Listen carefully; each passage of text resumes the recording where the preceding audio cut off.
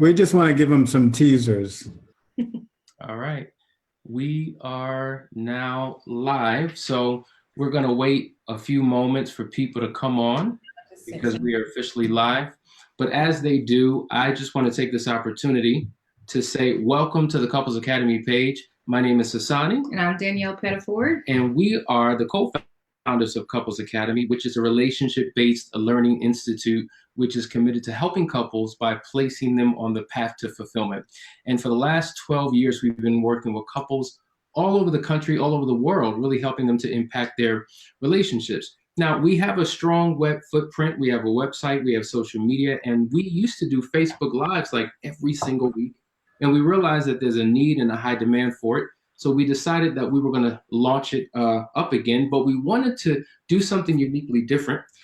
Last week, as you know, we had Dr. Donovan, who came on and kind of shared with us the importance of living a healthy life and the impact that has on your relationship. So a healthy life leads to a healthy relationship. And we're in part 2 of that. And we are privileged to have his wife with him. They are the co-founders and the co-owners of their own business, Anwan Regenerative Center, which is in Tucker, Georgia. And they help individuals and couples and families have phenomenal health. And so tonight we wanted to talk about what impact women's health have on relationships. Isn't that a great topic, Danielle? I think it's a very interesting topic. I can't wait to hear what the doc has to share with us.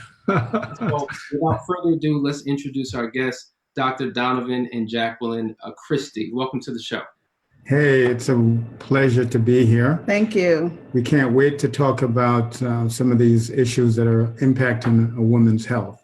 Let's do that. Let's just dive right into it. Listen, Doc, I don't know about you, but being in the relationship space, it has been said that women are just crazy. We're not. They are wrapped up, packed up with emotions and hormones, and oftentimes that can have an impact on the relationship. Now, I don't know if that's a fallacy, if that's a myth, if there's any truth to that. But from a medical perspective, is it true that women are crazy? Come on now. Well, no, I wouldn't call them crazy. I do say, however, and I say this in a joke all the time, that a woman is a different person every day. And I say that because her hormones are different every day.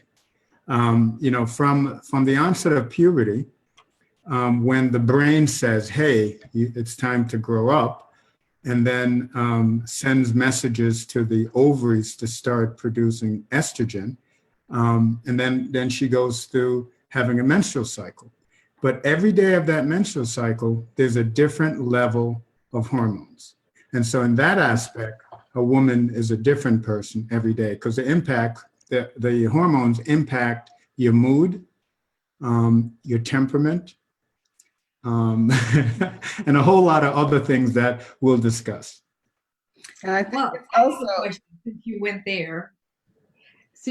there, and this is a relationship-based conversation, right? Is that why we're talking about hormones in women and stuff? Because it's a relationship-based conversation we're having here. So here's my question. Since you're saying that the hormones change every day, is there some brain connection or emotion connection that happens with a woman? In other words, if our spouses offend us or hurt our feelings, does it somehow affect our hormones at some point? Well, no, not at that particular time. I mean, obviously hormones that are impacted by stress would be adrenaline and cortisol. But a woman is going through a cycle, right? And so typically when she has a menstrual cycle, or hormones or estrogen, let's pick estrogen. Estrogen has a lot of effects. It's got a lot of receptors in the brain that impacts mood. That's why certain times if a woman has high estrogen level, she can be anxious. She can be irritable. And so those are definite receptors that estrogen binds in the brain and can induce those types of behaviors. Awesome. Wow. I was joking earlier about women being crazy, but really transitioning into this topic on hormones and emotions and things of that nature. Tell me, Doc, what are some of the symptoms that women experience when dealing with their hormones or dealing with menopause, let's say? Because that's something that oftentimes couples face at a certain season in their marriage. menopause. So how does that impact a relationship, and what are the symptoms? Well, I can address that. Well, some of the symptoms of menopause would be the most obvious one, I think, that everybody hears about: hot flashes. Not so obvious would be anxiety, depression. We may not always relate that to menopause, but a lot of times it is because of that hormonal drop that will cause anxiety and depression. Also, you can have effects in your, to your libido, decreased libido, and the brain fog, the forgetfulness, that type of thing can also be affected by menopause. Also, sleep. Yeah, sleep is a biggie. Sleep is a biggie, and that is mostly due to a drop in progesterone. And So was something that every woman at some point will go through? Is there a way to skip over that season? well, women go through it at different degrees. When am I going to go through menopause, and when will my libido drop? Can we answer that? Everybody's different, and every woman goes through it at different times, different ages. That's why there's a range, and not just okay, at 50 you're going to be at menopause. It's more of a range. It can be as early as like 38, and it can be as late as 56, 57. So it's a range. We're all different, and it's been shown that Japanese women, some never go through menopause because of the diet, so they don't experience those extreme symptoms as American women, will experience because of the American diet. So you mean, wait a minute. So are you saying like a healthy?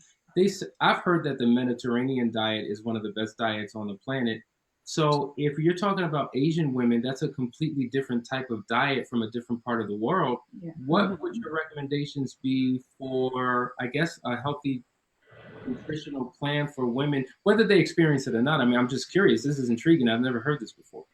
Well, Japanese women, as Jackie was saying, have lower symptoms, and that's because of the soy in their diet.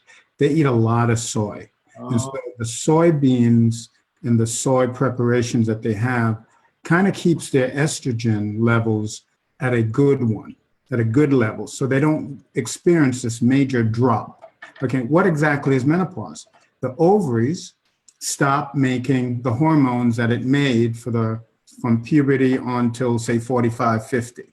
So when it stops, there's this drastic change, and the body then starts experiencing the hot flashes. It's like, what's going on? But also heart disease. Heart disease comes on when you don't have estrogen. A woman is protected until she goes through menopause of heart disease, because estrogen lowers cholesterol and it increases the good cholesterol. And so it's somewhat protective. But once a woman goes through it, she catches up real quick to the man for heart disease. Wow. So what can we do about that? That sounds pretty scary to us young bucks out here who have yet to reach the menopause stage. What can we eat? Can we eat soy? Would that help us?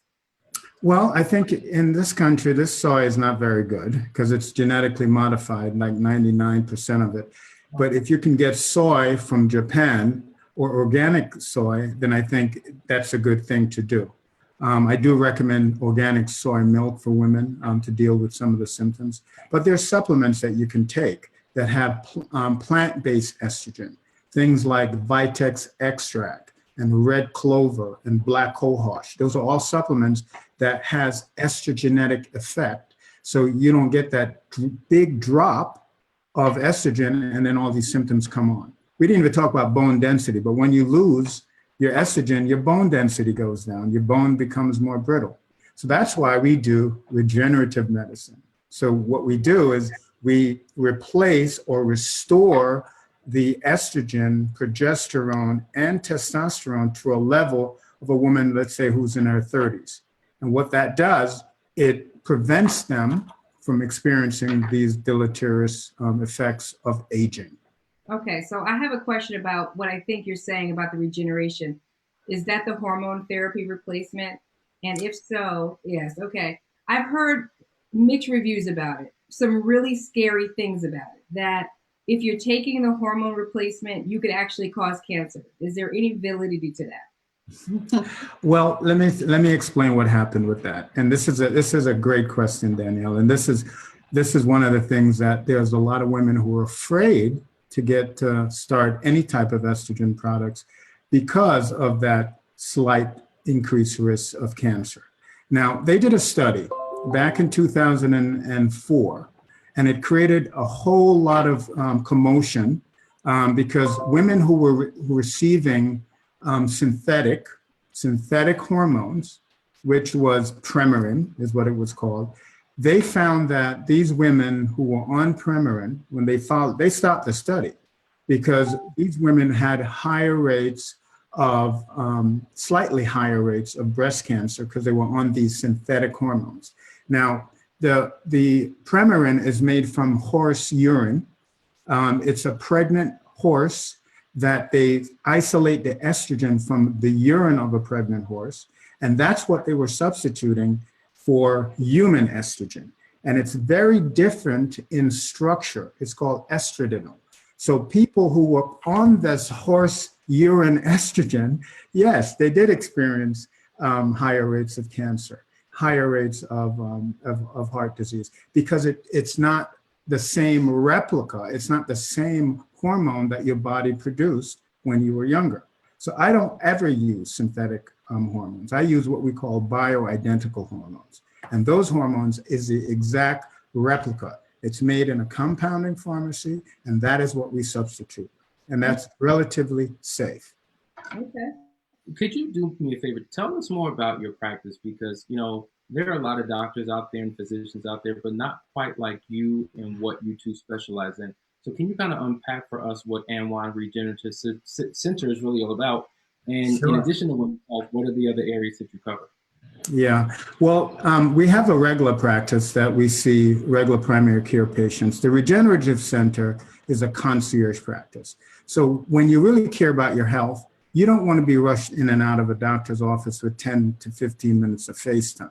You really want to be able to have a personal relationship with your physician. And that's what concierge medicine is all about.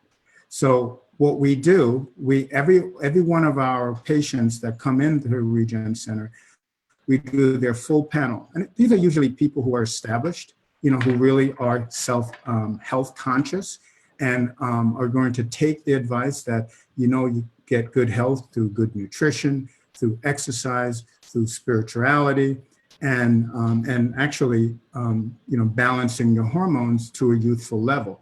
And we have, you know, hundreds of people who believe in that, and they're willing to pay the extra money to be in a concierge practice. And actually, a lot of the patients do seek out concierge practices, you know, because they're tired of the traditional type of practice where they have to wait, or they, you know, they have to wait a long time to get an appointment. When they do get an appointment, they only have minimal access and a very short time, you know, with the provider.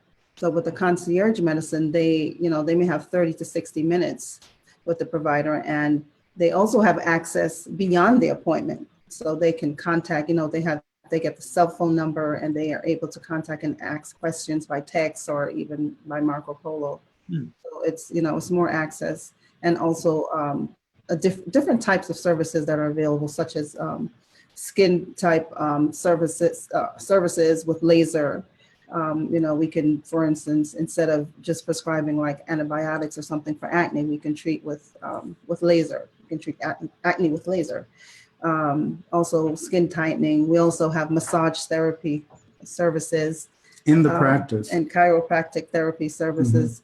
So we also have a gym in the practice. So it's, you know, it's pretty different. So we offer our patients more than a traditional practice. We also offer pharmaceutical grade supplements so patients don't have to worry about getting supplements from, say, Walmart or Kroger's, and if they're actually effective, you know. So we make sure we get it from a company that we know can provide high quality supplements, and they only provide to physician offices. While you say you do more than the average practice, I think more is an understatement. You do Yeah. more. And I understand you have a conference coming up. Tell us a little bit more about your conference. Okay, well, this is our first time we're doing this conference because, we've done lots of presentation for the community through our nonprofit organization, the Picture of Health. But this particular conference is a whole day conference. It's coming up on January 5th. We wanted to do it early in the year when people are somewhat committed to their resolutions. But a lot of people don't know what to do. And there's a lot of things that are out there, dietary fads and, different processes that people follow that are not healthy. So what we plan on doing is to show people this is what you need to do in 2019 to lose weight, have more energy, improve your libido, restore your joints, and it's a whole day of education. And we welcome couples. This should be done. I mean, I think every couple. This could be a Christmas gift because there is a fee. There's lunch and breakfast that's provided, and we're at the Marriott Century Boulevard in Emory. So we're inviting the first 200 people who can come. They're going to come away with some valuable information that will impact them for the rest of their lives. Yeah. So how much is it? This sounds awesome. What's the fee? Per couple, it's $250. Okay. Awesome. And where can they- $129 per person. $129 per person. And it's all day. So starting at 8 and ending at 5. So it's a power pack day. Where specifically can they go online to find out more about the event and register? So they can go to bit.ly/helpmelivewell. They can also, and we'll put that on the screen in a little while. They can also go to www.anwanregennow.com, our website. So Anwan. ANWAN. Okay. It stands for All Natural Wellness and Nutrition. And it's been that name since we started the practice back in 2002, because I've always had a holistic mindset, an integrative mindset, a functional medicine mindset, all based on prevention. Because it's always better to prevent disease than to deal with the sequela of a disease, right? So it's just the more you practice prevention is the more you'll keep away heart disease and cancer. Because we know that being obese increases your chance of cancer, especially colon cancer and breast cancer. Yeah. That's one of the things that I wanted to comment on. Danielle had mentioned, does taking hormones increase your risk of cancer? Being obese increases your risk of cancer. If I had to put into percentages, you may say there's a slight risk, maybe a 0.001% risk with hormonal replacement therapy, but with obesity, you have a 3% risk. So it's a much higher incidence when you are obese. Also, you have a 40% risk if you have the BRCA gene, if you have the breast cancer gene 1 or gene 2. Or you have a 20% risk if you have a first-degree relative, a mother or a sister who's developed breast cancer. So there's a whole lot of other things that are much higher for you to get cancer that are things that you can change and some things you can't change. So, it sounds like the hormone replacement therapy is the thing to do. But Absolutely. When needed, yeah. I'm 42. I've got 4 kids. And so my energy is low. I'm sure my libido is sinking.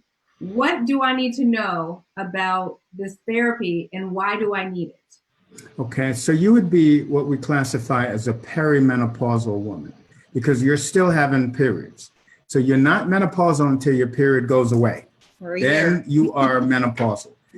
That's 1 year of no period. 1 more year? No, 1 year of no period, you're menopausal. Gotcha. You're considered menopausal. But perimenopause starts somewhere in the mid-30s, usually, and it can go as long as mid-50s. When the period finally stops, that's when you're menopausal. So what happens is that each month, as the younger you are, you'll ovulate each month, so you'll produce progesterone. But when you get into your 40s, some periods don't have an ovulation. You're not ovulating anymore. So what you have is just estrogen being produced by the ovaries, but no progesterone to balance it. And we all have to be in balance. So if you don't have progesterone there coming out and stabilizing the uterus, then you're going to have periods that are like 20 days long instead of 5. So you bleed more, and that's what we call an estrogen dominant state. And so many women in their 40s, because they're not ovulating all the time, they develop fibroids in their uterus because estrogen stimulates that uterus and it grows fibroids. They also get breast disease, fibrocystic breast disease, and scarring in the breast. That's all based on excessive amount of estrogen in relation to progesterone. Wow. Listen, we have comments coming. First of all, Nelaine Sutton, who's a dear friend of ours, who's a health guru, said, wow, we wish all doctors were like you, so thank you. Yeah. So that's a huge compliment coming from her. Then we have Devon Stanfield, who says, is becoming a vegan, does it guarantee that you'll lose weight? And can the vegan lifestyle reduce your chances of getting cancer? That's a great question.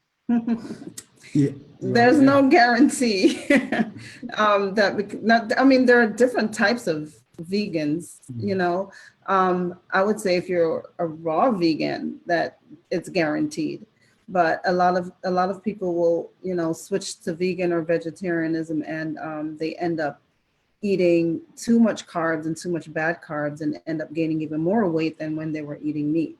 So it's there's no guarantee, and a lot of vegetarian foods are processed just as badly. So it's like those Boca burgers. They basically are grinding up natural foods, but then they add all these preservatives to it. So that's not healthy. There's a lot of vegan prepared foods. Like if you didn't want to eat a hot dog, why are you eating a vegan hot dog?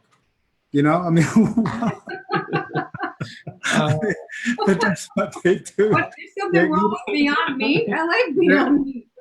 Yeah, well, that's what but those are processed, okay? And a lot of vegans, not vegan, but vegetarians will still eat cheese. And that's like eating meat. You might as well eat meat if you're going to eat cheese, because that's the animal protein that's there to make the cheese. So, and then they'll eat a lot of processed foods, the pastas, right? Bleached flour, a lot of the white breads. And so you can have a lot of these people that are overweight, but like as Jackie said, the true vegan doesn't eat any processed foods.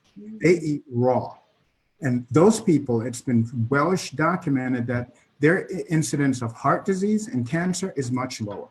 But you have to be a strict vegan. If you're going to be a vegan, be a vegan. And it's definitely preventative for cancer.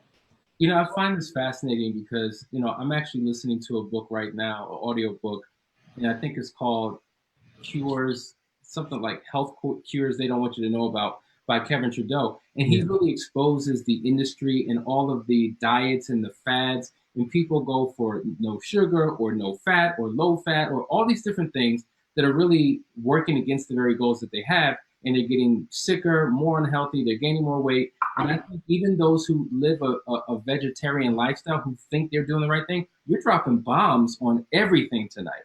Mm-hmm. Well, I mean, you got to see how we prepare the foods in this country. And so many pesticides and herbicides are on our food, so many genetically modified foods, and it's just not healthy. It's not healthy because that's not the way God intended it. That's amazing. Listen, I have a question. Can you define for us the stages of a woman's hormone cycle and how that impacts her and the relationship she's in? Sure. Well, as I said before, in puberty, now puberty is happening as early as 9 and 10, but in the previous days when it was normal, you should be between 13 and 15. Then the brain sends out hormones and say, hey, it's time to grow up. You're now going to start having a cycle. So it stimulates the ovaries starts to produce hormones. The main one is estrogen, right? So then estrogen builds up the endometrium, and the endometrium is the lining of the uterus, and that's why a woman has a period. And that happens for say 20, 30 years, and she's fertile because every period she is ovulating and that egg is sitting there waiting for conception. If it doesn't happen, then the progesterone goes away and then she sheds. And every month that happens, right? So now you get into the perimenopausal phase. Now you're not ovulating every month. And now you start getting the moodiness because now you have estrogen unopposed without the progesterone to balance it. And that's how a lot of the stuff starts. Fibroid starts, fibrocystic breast starts, until she finally goes through menopause where the ovary stops producing everything. And then the hot flashes, the night sweats, the heart disease, the bone density reduction, the osteoporosis, all of that, the irritability, the memory loss, the insomnia, all of that happens in the postmenopausal stage. Wow. You know, it makes me think about how there are some women out there who have had hysterectomies. So you talk about imbalances. How can any of this help them? Oh, yeah. And, you know, when a woman has a hysterectomy, she'll go through menopause. Let's say they just take the womb and leave the ovaries there. She will still go through menopause 5 to 10 years sooner than a woman who didn't take out her womb. Okay, so every woman who's had a hysterectomy, unless there is a significant family history of cancer, should be on some form of hormone restorative therapy. If not, then she can use some of the plant-based stuff to help her with her symptoms. But nonetheless, something needs to be done. Yeah, so they go through a surgical menopause, which, you know, is drastic. So, you know, they go from making hormones one day to all of a sudden it's gone, you know, especially when the ovaries are removed. They may have a hysterectomy and still leave the ovaries. The ovaries are still there, so they still produce a small amount of estrogen and progesterone. But there are some where everything is just totally gone, and they can start on hormone replacement immediately. And then that would really help them to feel a lot better. I wanted to comment a little bit on weight and how weight impacts hormones. You took the words Out of your mouth. I kind of figured you were going to ask that. But what happens is that when a woman is overweight or obese, she has excess adipose tissue, fat tissue. Pause.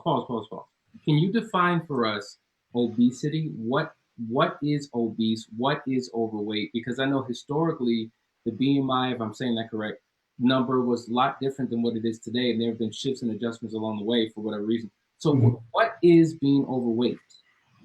Well, this is it. It really is the amount of fat that you have on your body. You shouldn't have any more than, for a woman, 24% of your weight should be fat. For a man, 18% of his weight should be fat. If you use the BMI, it's not going to be accurate, especially for African American women that tends to have, you know, a heavier bottom half. Let's put it that way. And heavier bone mass too. And heavier bone mass. So BMI is going to have most Black women in the overweight, if not obese category. So you don't want to look at that. You really want to get your body impedance analysis, which is a test we do in our office. It takes about 10 minutes to do, and you figure out what is your percent fat.